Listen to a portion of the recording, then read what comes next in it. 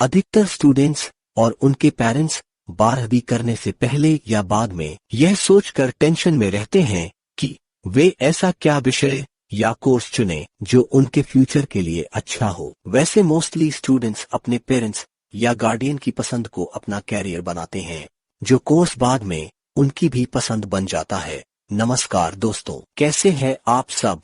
स्वागत है आपका आपके अपने YouTube चैनल इन्फो एकेडमी में। इसके साथ ही आपसे निवेदन है कि यदि आपने मेरे चैनल को सब्सक्राइब नहीं किया है तो प्लीज कर लीजिए, ताकि आपको इसी प्रकार की महत्वपूर्ण वीडियो लगातार मिलती रहे। दोस्तों, आज हम जानेंगे कि +2 के बाद आप किस कोर्स में अपना कैरियर बनाना चाहते हैं। आज हम डिस्कस करेंगे उन्हीं कोर्सेज के बारे में। इसके साथ ही जानेंगे कि उनके फॉर्म कब निकलते हैं और एडमिशन की पूरी प्रोसेस के बारे में, जिससे आप अपने इंटरेस्ट के अनुसार या अपने मार्क्स के अनुसार अपना मनचाहा कोर्स चुन सकते हैं। पहले हम जान लेते हैं कि जिन स्टूडेंट्स ने 12th में फिजिक्स, केमिस्ट्री, बायोलॉजी या मैथमेटिक्स से पास की है उनके बारे में। जो स्टूडेंट्स इंजीनियरिंग नहीं करना चाहते वे आफ्टर 10+2 BSc में डिग्री प्राप्त कर सकते हैं, या इसमें आप इंटीग्रेटेड कोर्स भी कर सकते हैं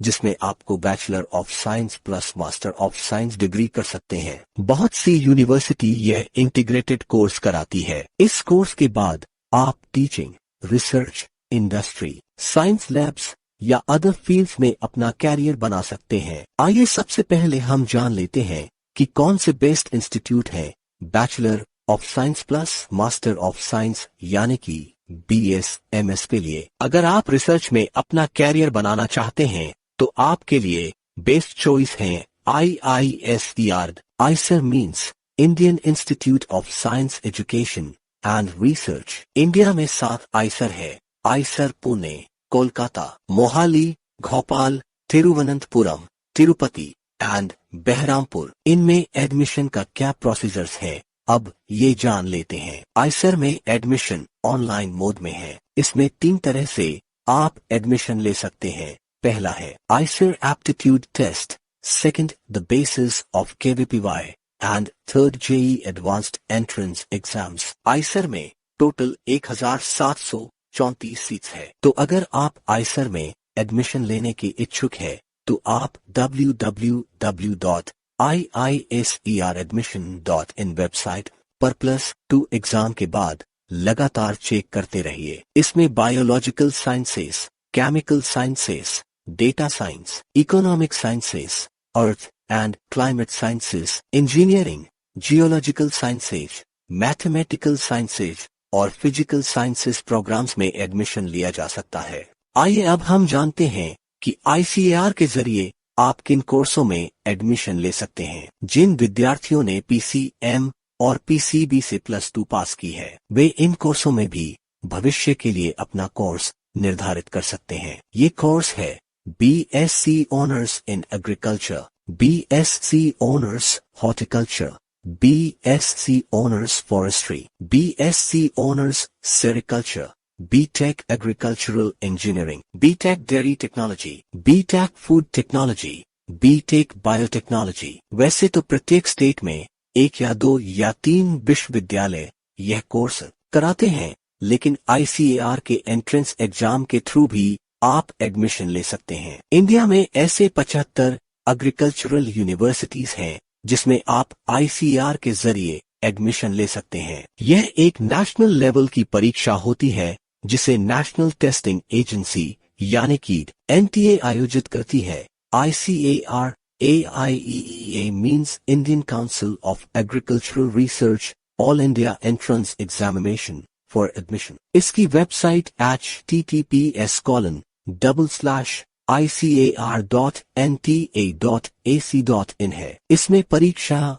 2 अलग अलग स्ट्रीम के विद्यार्थियों के हिसाब से होती है। पहली स्ट्रीम फिजिक्स, केमिस्ट्री और बायोलॉजी या agriculture, second stream physics, chemistry और मैथमेटिक्स। अपने +2 के विषयों के आधार पर विद्यार्थी को ऊपर बताए गए स्ट्रीम में से किसी एक स्ट्रीम को चुनकर ICAR AIEA एग्जाम देना होता है। भारत कृषि प्रधान देश है और यहाँ बड़े स्तर पर खेती की जाती है। इसी वजह से यहाँ एग्रीकल्चर साइंस में बेहतरीन करियर विकल्प भी उपलब्ध है। इस क्षेत्र में क्वालिफाइड टेक्नीशियन, रिसर्चर, साइंटिस्ट की बड़ी जरूरत है। अगर एम्प्लॉयमेंट के हिसाब से देखा जाए तो आफ्टर बीएससी इन कोर्सों में बहुत सरकारी और गैर सरकारी बहुत नौकरियां हैं। आइए अब जान लेते हैं अगले कोर्स के बारे में। अगर आप आईआईटी या एनआईटी में पढ़ना चाहते हैं और यदि आपका इंटरेस्ट इंजीनियरिंग में है और आप बैचलर ऑफ इंजीनियरिंग,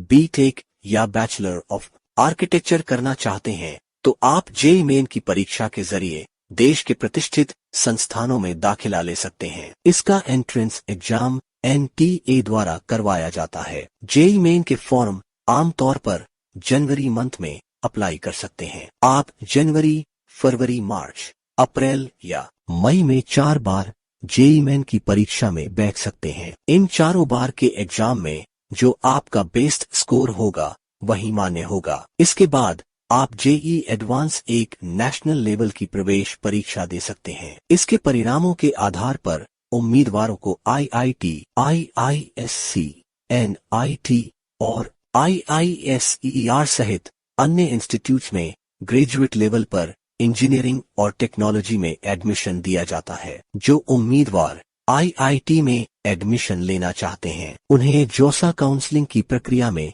हिस्सा लेना होता है। आइए अब जानते हैं और भी कैरियर ऑप्शन के बारे में।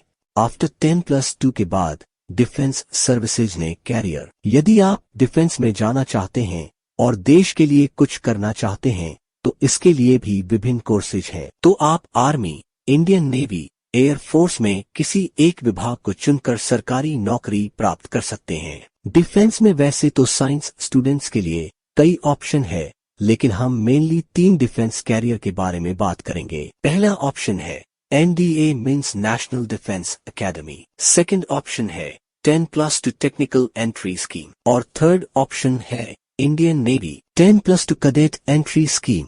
आइए पहले हम जानते हैं एनडीए के बारे में। एनडीए के एग्जाम साल में 2 बार करवाए जाते हैं। इसमें एक बार में लगभग 400 वैकेंसी होती है। पहले आप एनडीए की तैयारी कर सकते हैं। कई स्कूल या छात्र एनडीए की एग्जाम्स की तैयारी +1 क्लास से ही कराने लग जाते हैं। यदि छात्र +2 कक्षा में अपीयर भी हैं तो इस एग्जाम को दे सकते हैं। एग्जाम क्लियर होने पर एसएसबी इंटरव्यू फेस करना और उसके बाद मेडिकल एग्जामिनेशन होता है। यदि आप सारी प्रक्रिया क्लियर कर लेते हैं तो आपकी एनडीए में सीधे ट्रेनिंग और उससे संबंधित पढ़ाई शुरू हो जाती है और पढ़ाई पूरी करने के बाद आपको सेना लेफ्टिनेंट रैंक मिलता है। नेक्स्ट है 10+2 टेक्निकल एंट्री स्कीम। टीईएस के एग्जाम भी साल में 2 बार करवाए जाते हैं। इसमें एक बार में लगभग 90 वैकेंसी होती है। इसके एसएसबी इंटरव्यू में अपीयर होने के लिए आपको 10+2 के साथ जेईई मेन परीक्षा देनी जरूरी है। इसमें शॉर्टलिस्टेड कैंडिडेट को एसएसबी इंटरव्यू के लिए बुलाया जाता है। एसएसबी इंटरव्यू और मेडिकल जांच के बाद इसमें आपकी ट्रेनिंग शुरू हो जाती है। इसमें आपकी 1 साल की आर्मी ट्रेनिंग और 4 साल की बीटेक करवाई जाती है। कोर्स कंप्लीट होने के बाद आपको लेफ्टिनेंट रैंक मिलता है। और तीसरा ऑप्शन है इंडियन नेवी में +2 कैडेट एंट्री स्कीम। इसके भी साल में 2 बार एग्जाम होते हैं। इसके एसएसबी इंटरव्यू में अपीयर होने के लिए आपको 10+2 के साथ जेईई मेन परीक्षा देनी जरूरी है। इसमें शॉर्टलिस्टेड कैंडिडेट को एसएसबी इंटरव्यू के लिए बुलाया जाता है। एसएसबी इंटरव्यू और मेडिकल जांच के बाद इसमें आपकी ट्रेनिंग शुरू हो जाती है। तो दोस्तों, अगली वीडियो में हम और भी कोर्सेज के बारे में जानेंगे जिन्हें आप अपनी पसंद और अपने मार्क्स के अनुसार उसका चुनाव करके आप आगे की पढ़ाई कर सकते हैं। यदि आप इन कोर्सेज में से किसी के बारे में डिटेल में जानना चाहते हैं तो आप मुझे कमेंट कर दीजिए, मैं उसके ऊपर पूरी वीडियो बना दूंगा। तो दोस्तों, इसके साथ ही अगर इस वीडियो में बताई गई बातें आपको अच्छी लगी तो वीडियो को लाइक कर दीजिए और इसके साथ ही आपसे निवेदन है कि यदि आपने अभी तक मेरे चैनल को सब्सक्राइब नहीं किया है तो प्लीज कर लीजिए। अंत में इस वीडियो को देखने के लिए आपका शुक्रिया। खुश रहिए। जय हिंद, जय भारत।